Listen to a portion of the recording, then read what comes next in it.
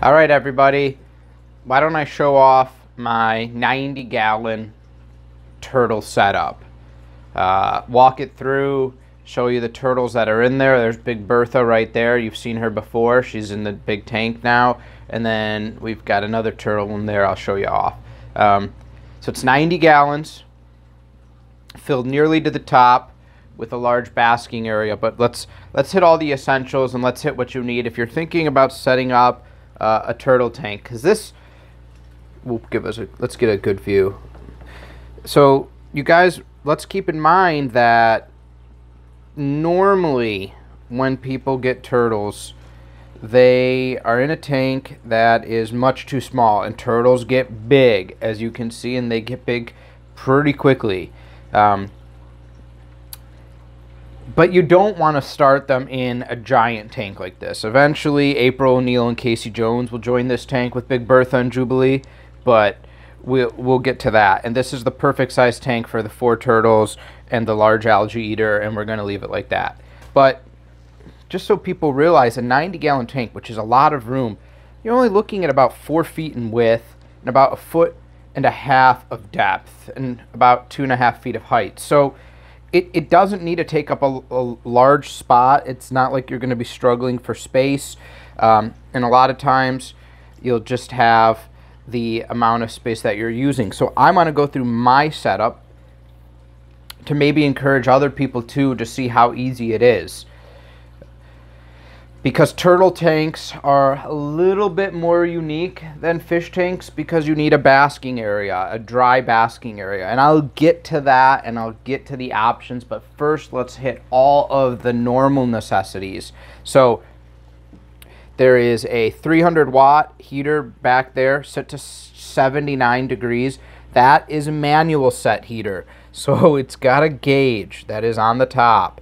So I probed it out, I temped it, I made sure that that was accurate before I filled this thing with water, because, you know, sometimes heaters, there's not like a dial where that thing ratchets. You're pointing the arrow at pretty much the line that the number is on, and you're hoping it's pretty good. Now, 1 degree one way or another is not a big deal, especially if you're setting these near the middle of the temp. So these guys can run it, they should have 75 to about 85 degrees as their water temp. So I set it just over 79. So that's a 300-watt heater, which is probably just on the side that you would want for a 90-gallon tank. And then next to it, you wouldn't want anything smaller. That would take forever to heat the water.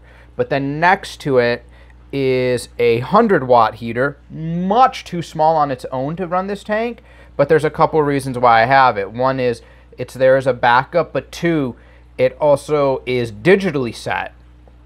So I'm able to not only set the temp either in Fahrenheit or Celsius, you can change which way it displays, but then I am able to see the temp that's in the cage as well at all times, 79. So you want multiple thermostats or thermometer in your tank, but this is a good one where it has 2 functions.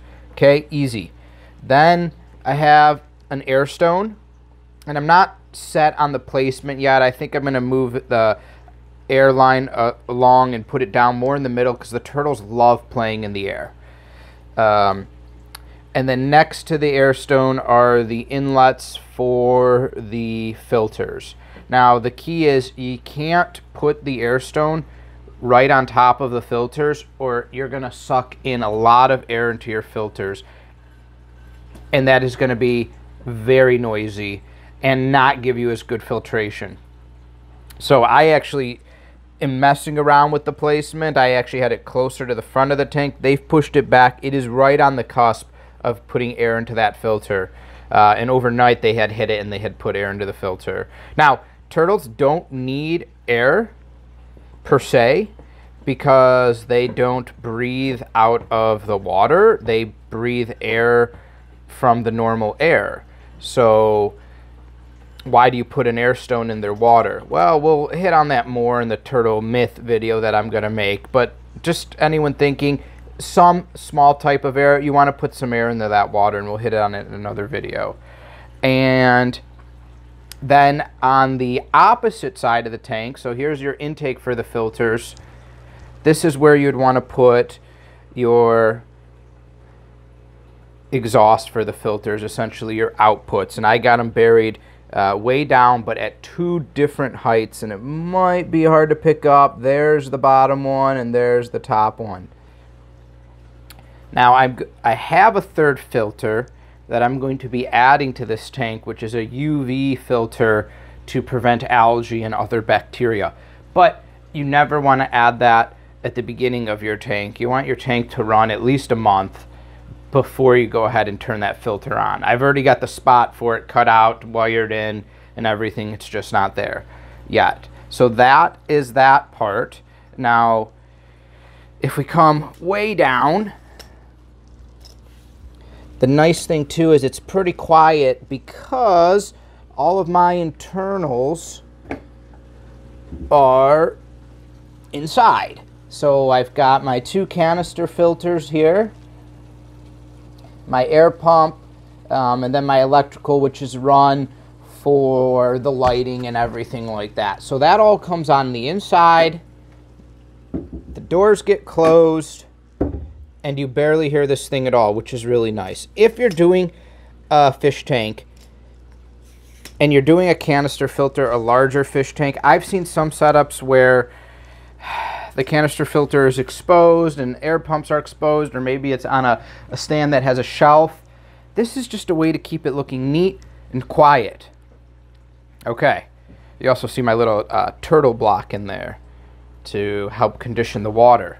So I should point out at this phase too that the back, the outside of the back, and the bottom I painted in a wavy light blue and dark blue paint mixture, spray paint, just to give it this water feel. Also too, that way you don't see the bottom, well, through the bottom, which is the top, which is there's a piece of just normal plywood that's painted black around the outside. But the front is obviously open and the sides are not painted either. So you have good light visibility coming into this thing. I should also add that the stand and this tank were free on Craigslist. Some people getting rid of them. Awesome. Much awesomeness. Okay, so now we've gone over most of the internals. The last thing, which is not a huge necessity, but I have an LED submersible aquarium LED blue light strip right there. It's actually in a tube with pointing pretty much straight down to just keep that aquatic feel. So by painting it blue and putting in a blue light, it's not a bright light that ruins everything. Now, we've noticed this PVC piping here. So it's silicone to the bottom, to this up the side of the tank, joints out 90 degree towards us, and then rough 45 degree angle to about there, and all silicone. Into what? Into the beginning of the basking dock. So with turtles, you need to have a dry dock. They need to bask, and your basking needs to have heat and UVB. So my go-to mercury vapor bulb, that's going to give me UVB, UVA. It's going to give me my heat. It's going to give them, you know, everything that they need. So I took a storage tub. It's hard, guys. If you have got a big tank, finding an above the tank dry dock is really hard. Most commercial docks that are made in the market are going to want to float on the tank, and they're going to have a flotation device, and the turtle's going to get on it. It's going to sink a little bit, and then it's going to raise pretty much to water height level. The turtles never really get completely dry if you're giving them a lot of water. They don't work very well, but unfortunately that's the #1 thing that's out there. Now, there are some clip-on docks that do clip onto the top. They're over the tank. They clip onto the top of the dock. They're awesome. They even have a clear lid that can go on with a small opening to help keep the temp stable in there and to keep your turtles from climbing out. The only problem with those is they're not made for large turtles. So when you take that into account, the type of dock and the size and all the variables, I've seen people make them out of wood, measure, cut the wood, you know, get plexiglass and put all this whole thing together. And guys, go ahead, you can do that. That requires a bit more skill, a bit more tools. And I don't like the wood dock because you've got water, wood, rotting, meh. If you get a plastic storage bin, it's so easy, like, because it's already see-through, so you'll already be able to see the turtle where you want. And I will be blanking out the back, I think with some type of beach scene, some type of tropical sand. I haven't decided yet, but you'll get the visibility you want. And then it's plastic, so you don't have to worry about it rotting. And then it's extremely easy to do whatever you want. So I got a plastic storage tub that was about it's the width that I needed, 1.5 feet, excuse me, and the length was about 3 feet, which is perfect. It's not the 4 feet of the tank because you need an exposed area. So most larger tanks will also have, like they do on the bottom, a black piece of plastic that spans across, that's, you know, about 4 inches wide, which is the midpoint, which is perfect. So that's where I knew I was going to end the dock. It's right here on the remainder of that black plastic piece. Okay, great. So I measured out the bin. I knew what I wanted cut. I knew the height I wanted cut. So I could have left this tall, basically the back of the bin and the side and the front side. I could have not cut that. I used a Dremel with the plastic bit, but I could have left that full size.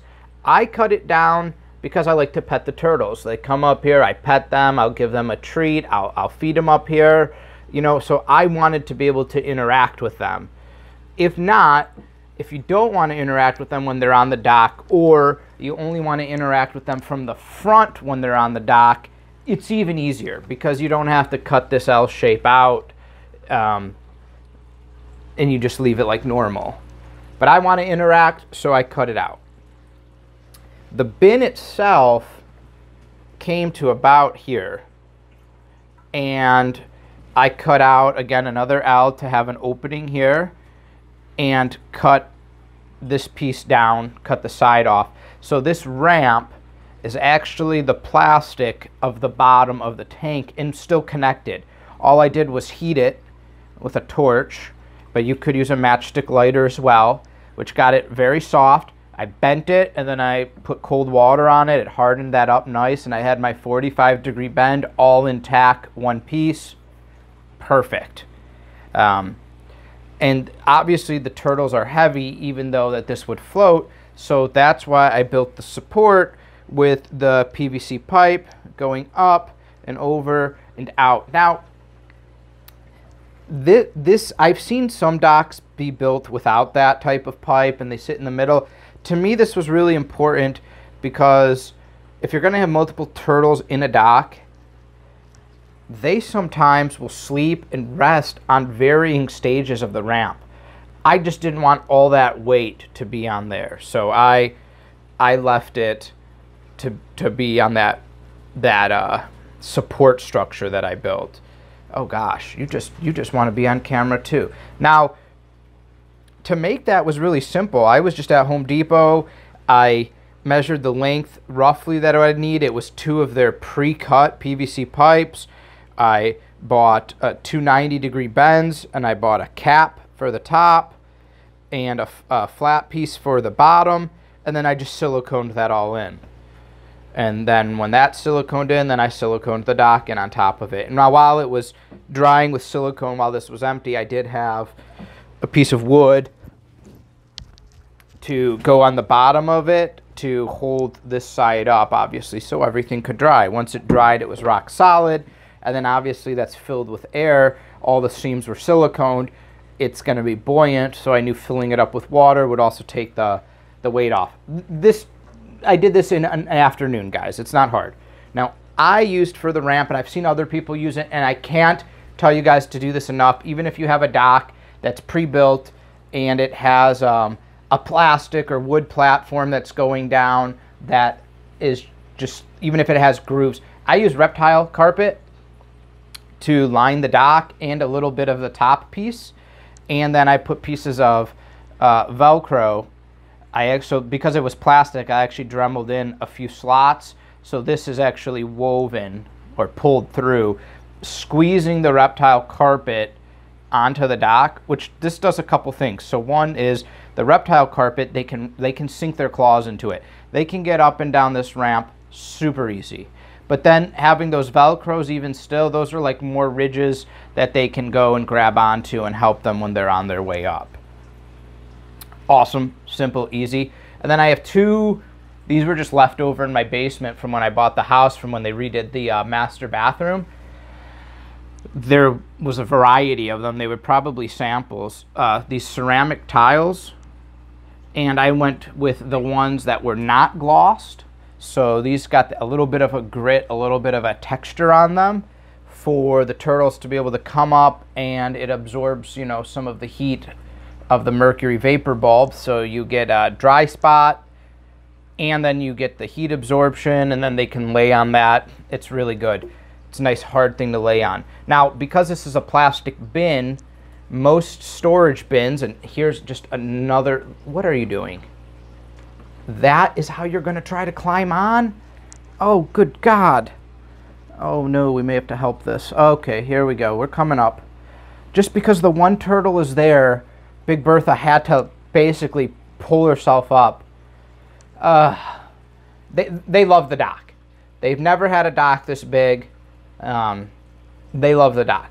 But because this is a plastic bin, guys, another benefit of the plastic storage bin is the bottom is not perfectly flat. You know, it's rounded, and then it goes up, and then it rounds down again, which means that the bottom middle's kind of on a hill, and then it goes to, you know, the small channels around the outside. That's a perfect way for water to drain out.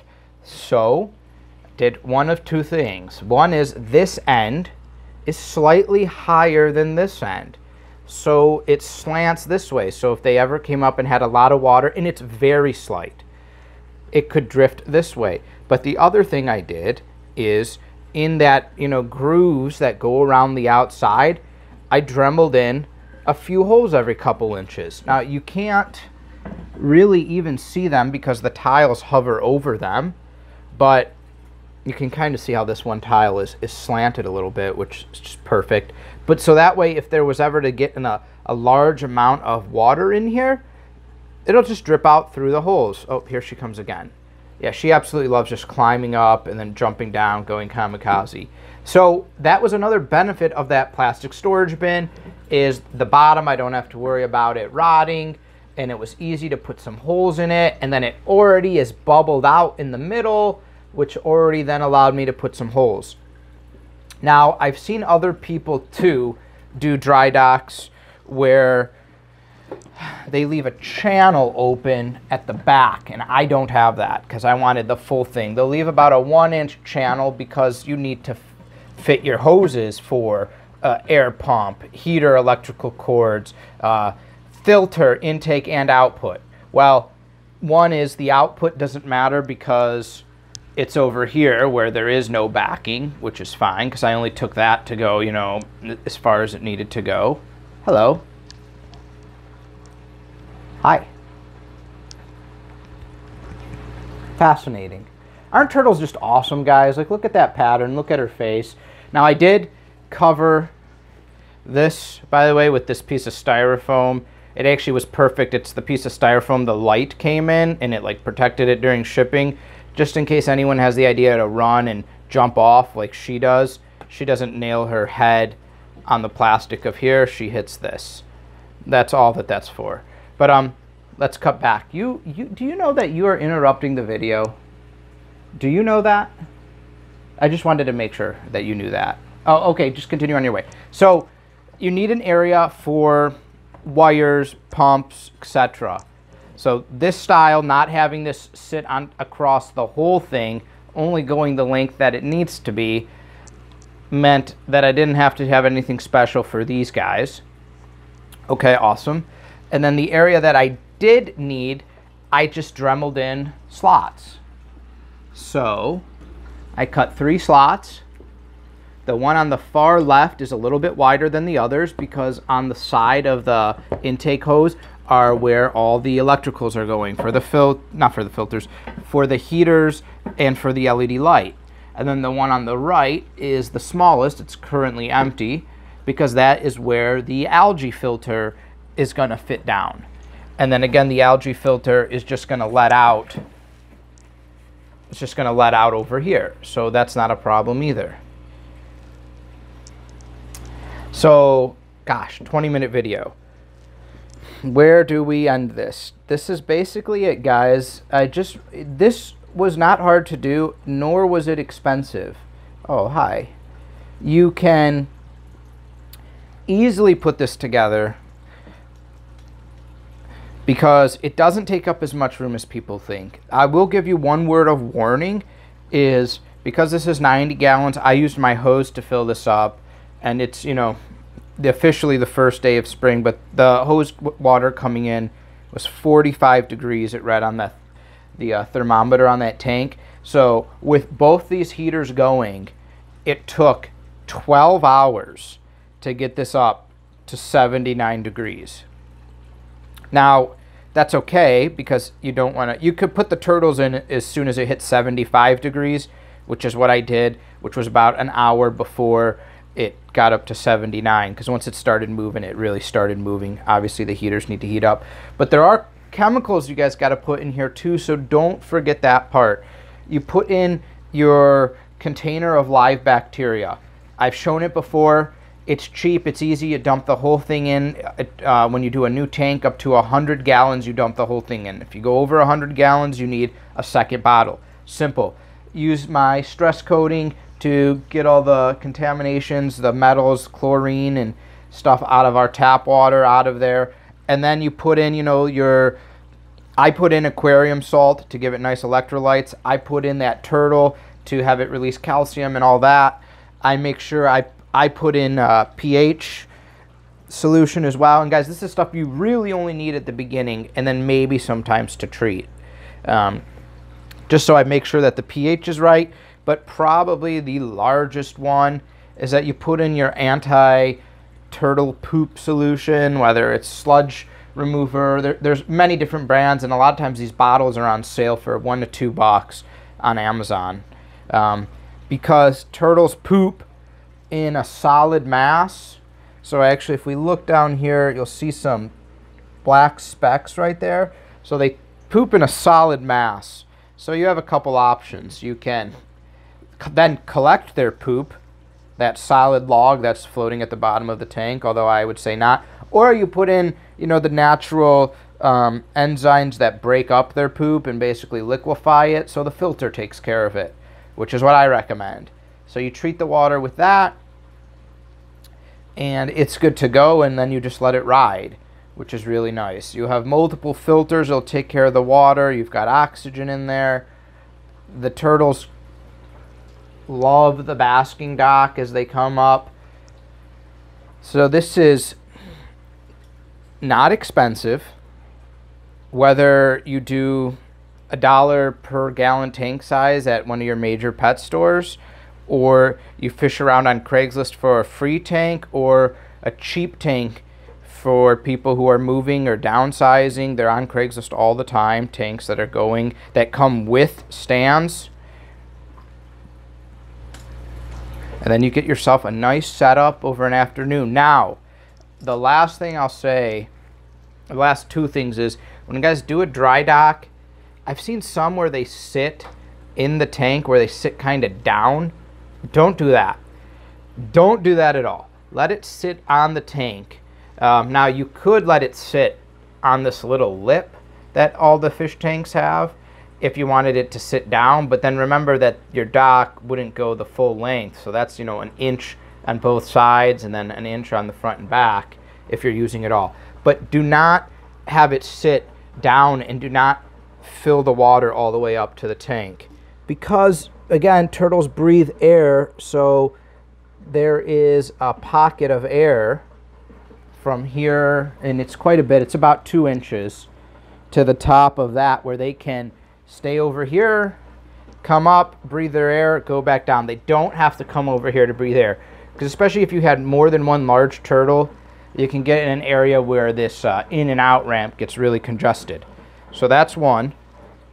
And then two, if you're using silicone to hold everything on, which I really recommend because it was just so easy, silicone bead, put it on, make sure you give it enough time to cure.